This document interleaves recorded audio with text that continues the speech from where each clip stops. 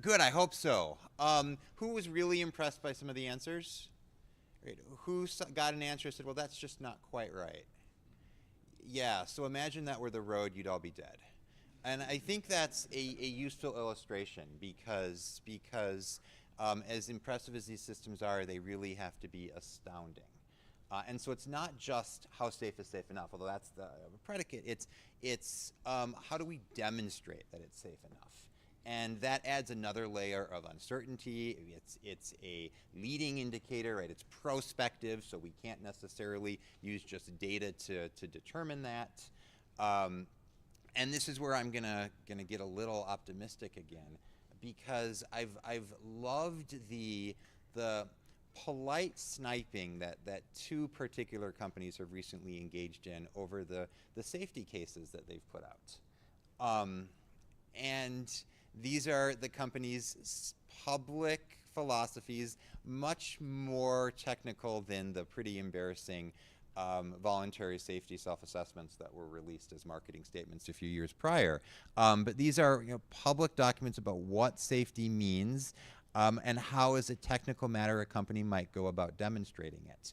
And this is exactly what I want to see. I want to see multiple companies putting forward their ideas, their approach, as a way of encouraging this conversation. That's how a lot of automotive technologies have started, right? One company will do cruise control in one way, one will do it in another, then others will do it. Eventually there will be an industry standard, then eventually a government, and that was a bad example, will impose a national standard to bring everybody up. And we're at the very early stages of that in a safety case. So just as we would not want the federal government saying your AV has to have exactly 5 LiDAR units, they have to be exactly this wavelength, positioned at exactly these places on the car, I'm not sure we're at the point where we would want a government to say safety means exactly this, you need to demonstrate it in exactly these ways, because that would be gamed. That would be stagnant, and that would not create the kind of creativity that we need to ultimately demonstrate the kind of safety that you're describing. Yeah, and just to build on that, I think that's actually one of the really important reasons that things like what we're doing today are important, right? Because the best place for those how good is good enough decisions to be made is actually getting a large group of people together in consortia and discussing those things, right? And then you get one company says, I draw the line here, and another says, I draw the line here, and another says, I draw it here. And we debate, right, back and forth, and we compare and contrast, and overall come to a consensus. And that's the thing that's the most defensible, I would say. You can take the legal perspective on it, but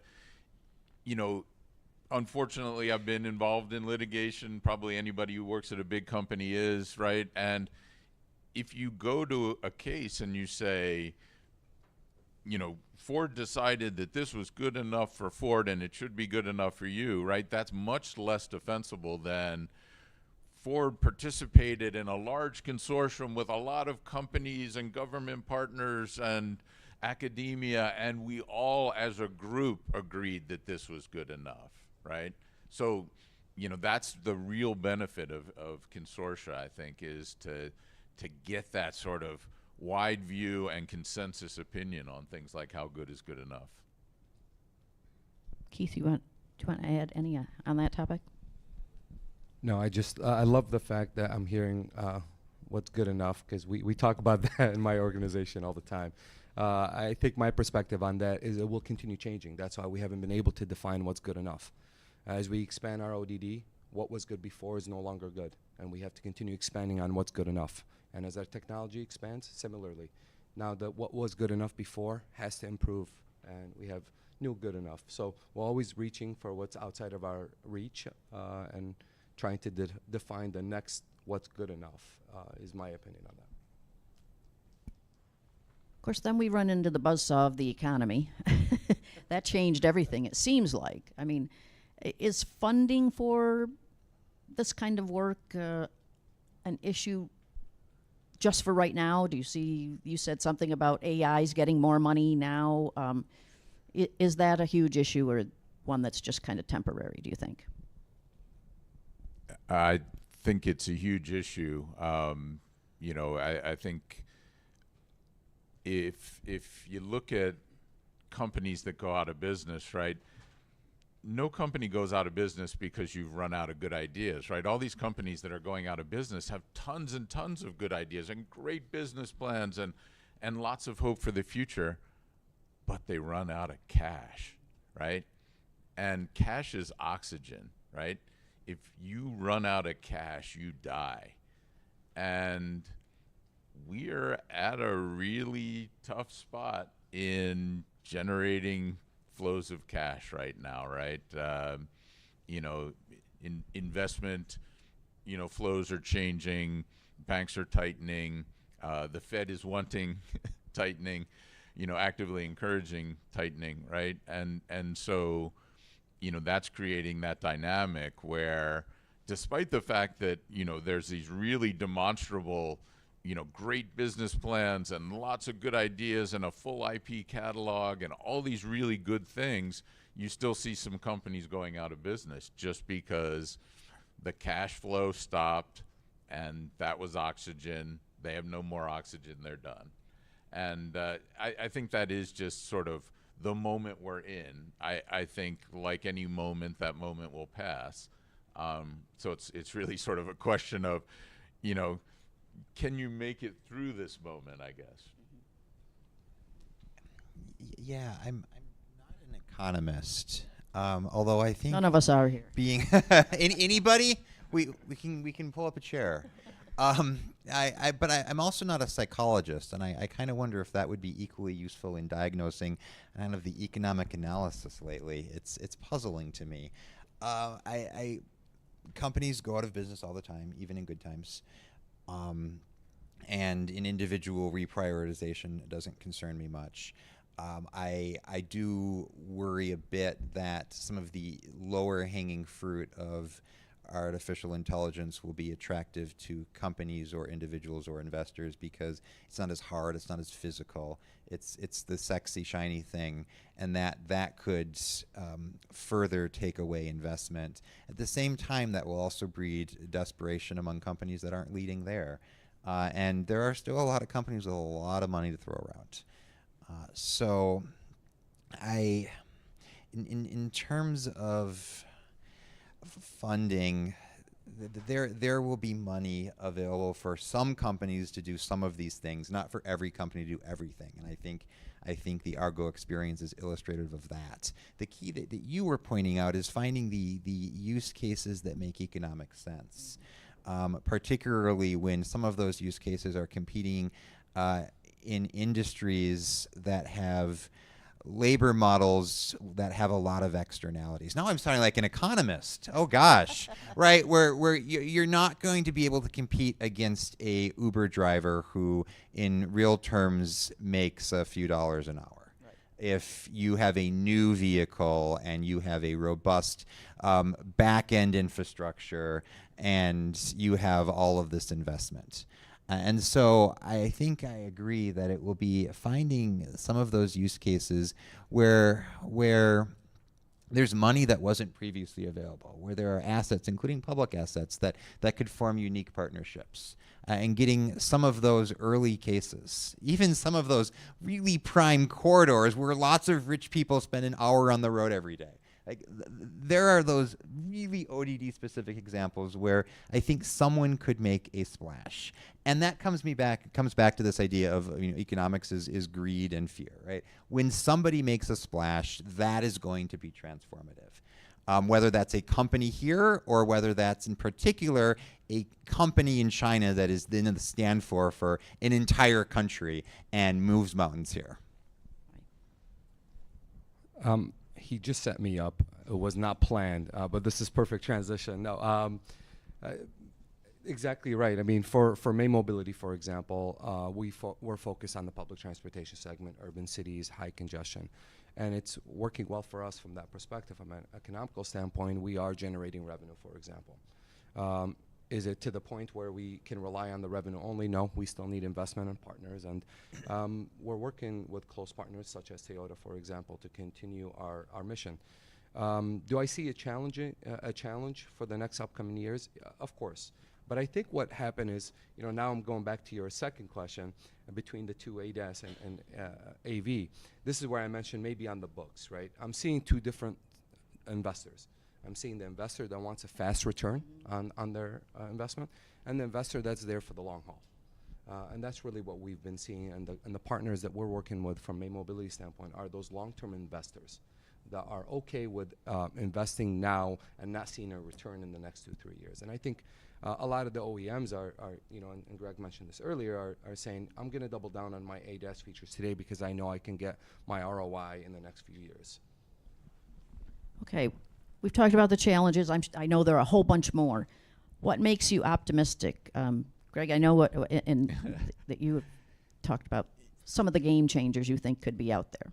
Yeah, I think, I've been actively watching the transformation in AI, and I think like everybody thinks that, it's potentially the best of times and the worst of times simultaneously, in that, some people are predicting doomsday and some people are predicting nirvana, and it'll be some of both in reality.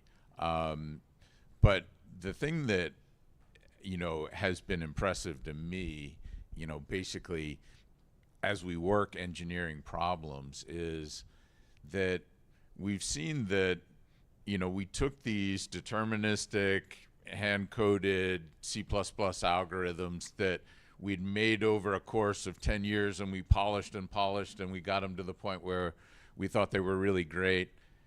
And then, somebody in 6 months compiles a good data set and trains a network that actually does, a demonstrably better job at some of the detection and classification tasks that are required. And the difficulty with it, which Bryant alluded to in the ChatGPT case, is that in a lot of cases it actually is more robust. The AI is more robust. It's more generalizable. It handles, new emergent areas that we didn't even expect it to handle, and does it really well and is super impressive. But then when it fails in these really brittle, unexpected ways, which is what's maddening about it, right? At the same time, it clearly does better than what we were doing previously, but it has this brittleness that has to be tracked down and rooted out, right? And the reason I'm still sort of optimistic is, what I see with, like the data engine approach, which is, you get a big fleet, you get your algorithms on that fleet, you find issues in the field, you source, other images, that are similar to the one that your AI is struggling with, you annotate them, add them to your data set, retrain your model, redeploy.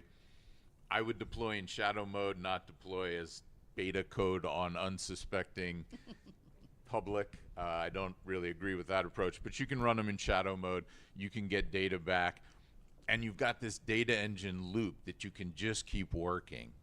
And I think as you work that over time, I think the real power of AI will be unleashed, and I see a lot of opportunity there. Keith, I know you're optimistic, and what gives you optimism? Yeah, definitely not because I'm only in the space, but I'm a nerd at heart. So whenever I'm at work, I'm extremely excited because I see complex environments really being handled well by autonomy. And to the analogy of chat, we covered the fact that there were some failures. A lot of people raised their hands saying, yes, we've used it, it was great, and then some people raised their hands and it wasn't, and it didn't give us the right answer. But we forgot one thing. We went there because we didn't know the answer. So all of us that went to use AI is because we didn't have the answer. So if I reverse that a little bit and put a spin on it, is none of us really knew some answers. That's why we went to technology to provide it for us. And essentially, that's what we're doing now with AV. So I am optimistic. I think, as I mentioned before, there are technology advancements that are, I would call them even a requirement in the upcoming years to really be fully deployed. but I am optimistic. I see the space and I see where technology is heading, and I think it's heading in the right direction. Right, I know you're optimistic. Yeah, so I want to distinguish between technological optimism and societal optimism, because often those are conflated, and the discussion is how do we make the technology happen? And I think the question should be how do we achieve social goals using the variety of tools available, whether those are technological tools or legal tools or otherwise, and those are not the same questions. So I am quite optimistic that the technologies are going to happen. I think it's a much more urgent open debate whether these technologies are ultimately going to achieve the goals that we've assigned to them, and mobility, accessibility, sustainability, et cetera. With respect to the technological optimism, we really are at a point where there is tremendous technological change and potential, and there are similar periods in history where the wheel unlocked incredible things. The railroad, for better or worse, typically both, unlocked incredible things. Modern farming resulted in a glut of corn, which produced corn syrup. Right? All of these are gluts. You produce something in abundance, too much, and you figure out what to do with it. And even if a lot of research is not focused specifically on automated driving, and certainly a lot is, it's going to produce a glut. Glut of data, glut of computing, glut of thinking, glut of resources that are going to be applied to all of the problems that we're thinking about now, and a whole lot have never even occurred to us. And that's been my consistent prediction over the years, that however long we think automated driving is going to take, it's going to take longer. But it's the thing that we don't even see coming that is going to surprise us tomorrow. Okay, that sets us up well. I'm going to ask one more question, have you all answer it, and then I'm going to open it up, so get your questions ready. Okay, the name of this panel was The Future of AVs. What is it? What do you see as the future? You can pick a time frame, 5 years, 10 years, or both. Greg, you want to start? Sure, yeah. I mean, with the humility, I think, of realizing that, 7 years ago we were making predictions which, as we sit here today, look ridiculous, right? So now predicting 7 years in the future, 2030, we sort of have to realize that there's sort of, we have to have some humility with these predictions. But I guess my general feeling is, the building block approach that has been profitable the whole time and that is gaining momentum and steam will continue to gain momentum and steam. But I still see in 2030, the largest share of profits is going to come from L2 and L2 plus features. That's where the real money is. It'll be where the real money is in 2030. The business cases just get harder beyond L2. They really do. You got to add a lot of extra technology, extra redundancy, more compute, more power. Business cases get more challenging as you go beyond L2. And so I think that's going to continue to be a struggle. That said, there's a long way to go in L2, right? I think there's still a lot of great engineering work to be done, right? If you look at, some of the use cases that are handled well today, you'd point to the highway hands-free features like GM Super Cruise or Ford's Blue Cruise. There's still a long way to go, right? There's lane changes, there's interchanges, there's congested merges that have to be handled, right? So there's a lot of ODD expansion that can happen just in the highway use cases. And then as you see, like GM's moving to Ultra Cruise, right, where you go to the more roads, sort of go on to sort of the arterial roads and then the rural roads and suburban roads and urban roads, so just continuing to expand the ODD and go after the profit potential that's there in L2, I think is going to be where the lion's share of the money is. But I do see that, we will have L3 and we will have L4. They will continue. Right. Where do you see us in 5 years, 7 years, whatever. Yeah, help me. What's that movie? Everything, Everywhere, All at Once. Yeah. It's not one thing. It's depending on your metaphor, right? 100 flowers. That's fraught. We're the easiest cases, right, are slow speed, simple environments and semi-supervised operations. You get 2 of those 3, you're getting in pretty good shape. Some companies have gone beyond that. I think a lot of the discussion about driver assistance, this is again level 2, not automated driving, will be much more about driver monitoring and driver support and really centering the driver and asking how these systems are a cushion around them. And that's there are kind of 2 prongs in that incremental approach, and that safety approach I think will get a little more attention, and the driver monitoring aspect will get a lot more attention technologically and regulatorily. I think retrofits is an incredible area with longer term potential that somebody is going to grab when they look out of all the vehicles that are still going to be on the roads. And in all of these, I expect that really the companies will be at the center of very new business models. One of the questions I like to ask is who or what drives an automated vehicle? Every answer you give, I can point to an existing legal example of that, but I come pretty consistently to the conclusion that fundamentally companies are driving their automated vehicles. They're acting through their human agents and they're acting through their machine agents. And I think that will be a really important part of the conversation going forward, economically, in terms of business models, in terms of regulatory models. It's up here. Yeah. Brian mentioned this earlier, and it's going to be stuck in my head for a while, but technology and economics. I think what I see in the upcoming future is as we advance in technology, we'll start proving more of the economic models from an AV standpoint. Today, as Brian also mentioned, Greg mentioned, we operate in an ODD that's geofence, for example, and I'm biased, I'm speaking from a mobility perspective, but where we can offer rides and we can offer share rides, and we are generating a revenue, for example. So we can develop a business model or a business case for why AV is extremely beneficial. And our expansion pattern is going to be along that business model, where we're going to support public transportation, moving goods, moving people in a smaller geofenced ODD until we expand as the technology improves. I can't necessarily predict what 2030 would look like, but what I can say with confidence is that there will be a level of AV companies out there that are supporting different segments. For example, commercial trucking. I see a great partnership between EV and AV to reduce the economical load.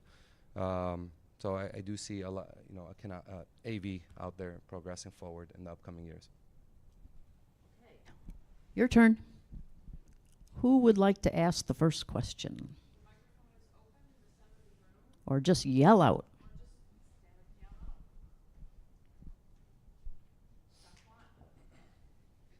Good morning. Greg, maybe this is for you, this question, because my name's John Kwan. I'm with the 5G Automotive Association, and Greg and I have spent a lot of time working together at the Ford Motor Company. Thank you. Thank you very much. Sure. Thank you. So my question, Greg, is that when you and I worked together, when we looked at the landscape for AVs and building vehicles that were pretty much onboard computational thinkers, and we look at the 3 major trends in the industry, automotive industry, of electrification, connectivity, and autonomy, and ultimately those will merge, at some point in the future. But I do believe that 2 of those branches, connectivity and autonomy, are symbiotic. And that, how do you envision an AV future coming about if we really leverage connectivity, ubiquitous connectivity, to help with those edge cases, to rely on a network to maybe take both the computational need, the power draw, the expense, all of those on the sensors, and truly utilize connectivity is what I've often called the 5th sense on the vehicle. Have we not leveraged that leg of a 5-legged stool, if you will, enough? and try to embed too much. And perhaps Brian wants to comment on that as well. Thank you. Yeah, thanks, John. Yeah, I think we have not leveraged connectivity enough and infrastructure enough. I think the difficulty, and I know I think there's a panel later on business cases for infrastructure, which I think is still an issue. You know, there have been sort of some experiments with connectivity, you know, where people have tried to rely on connectivity that have gone bad, you know, where, say, you know, broadcasting signal phase and timing from a central center has been wrong by the time it gets to the vehicle. And so there's sort of like some experiments that have not gone well, that have given some people a bad taste, like I can't trust that data, right? And so there's some companies that are becoming very insular, like I'm only gonna trust what's on my vehicle.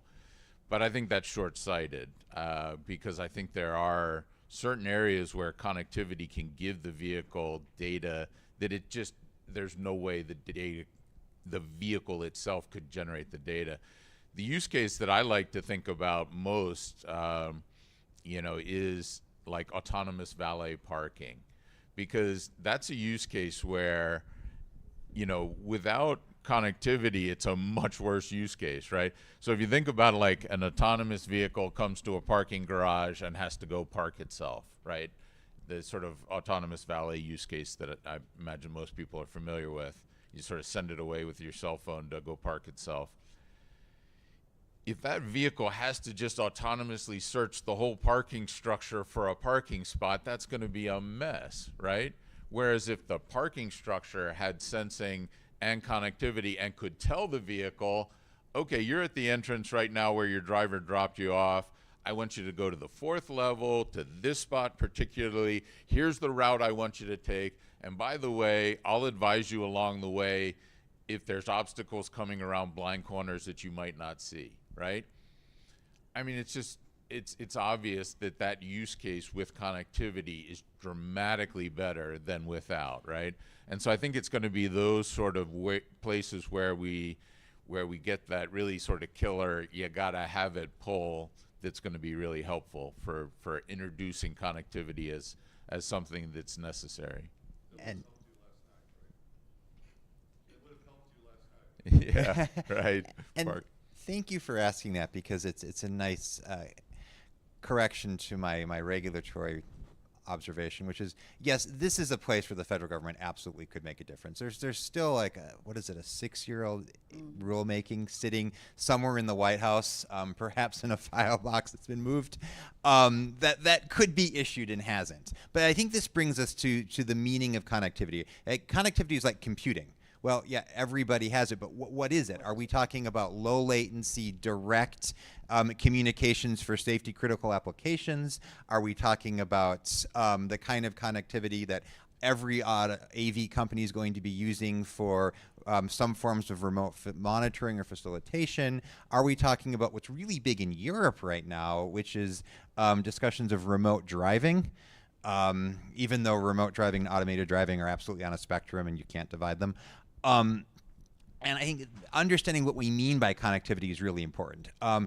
The connectivity cannot be either necessary or sufficient for safety critical applications, even though it could be helpful. Keith, anything to add? It is a great question, and I agree with the rest of the panels. Connectivity for sure will bring a level of safety. You know, another case that we can think about is emergency vehicles, for example. If we have the capability of understanding the routes where emergency vehicles are heading as there is an event, that is crucial for autonomous vehicles. Communicating to smart cities, communicating to other autonomous vehicles, improving the efficiency of routes so we can actually control traffic flow, and removing a lot of the congestion that we see now in smaller cities. I think will be coming near the future. We'll have all this available as part of AVs. I think we have time for maybe one more.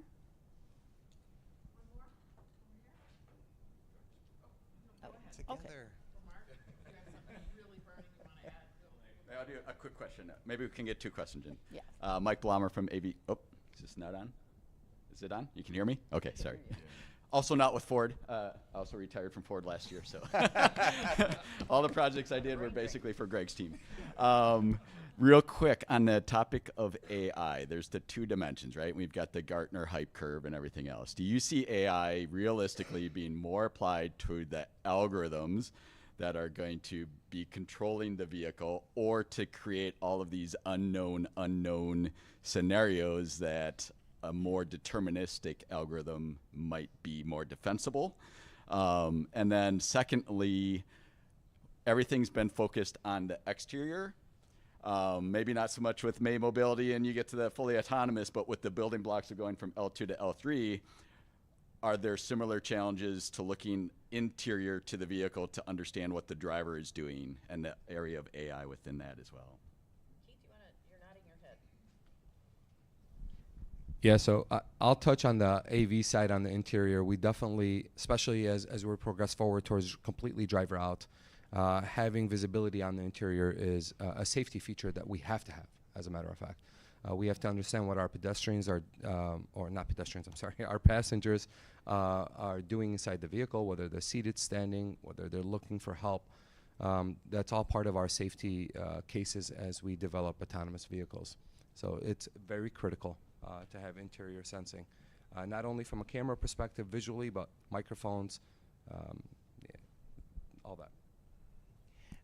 And with respect to the increasing use of machine learning in non-deterministic systems, everything that you said and more, in terms of the implementation, my model tends to be, imagine a duffel bag in a hard shell suitcase. And that is, I imagine, what a lot of these deployments will be, that there will be a lot of flexibility. That will be the non-deterministic system, but there will be some more conservative or more deterministic bounds for safety that constrain in some ways the creativity, we might say, the undesirable creativity of some of those less predictable systems. Yeah, I would echo that exactly. I think hybrids in the decision making, if you think of AV stack as perception, decision making policy, and then sort of actuation control, the perception, lots of use of AI in that area. In the decision making, where you have to say, why did my vehicle do the thing it did, especially retrospectively if an accident has occurred, right? It's nice to have some determinism in that. But I think it'll be, like Brian said, where it'll be, some AI to say, here's what all the other drivers who came to this intersection did, and you train a network on that. But here's some bounds, like stop at the stop sign completely, sort of the rules of physics, the rules of government, those things will be established deterministically. I think that's all we have time for. Thank you very much to our panel.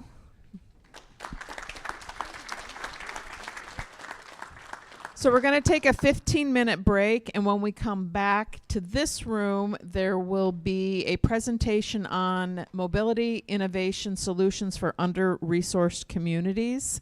And in the panel next door, there will be a research presentation by Darcy Bullock, professor at Purdue University.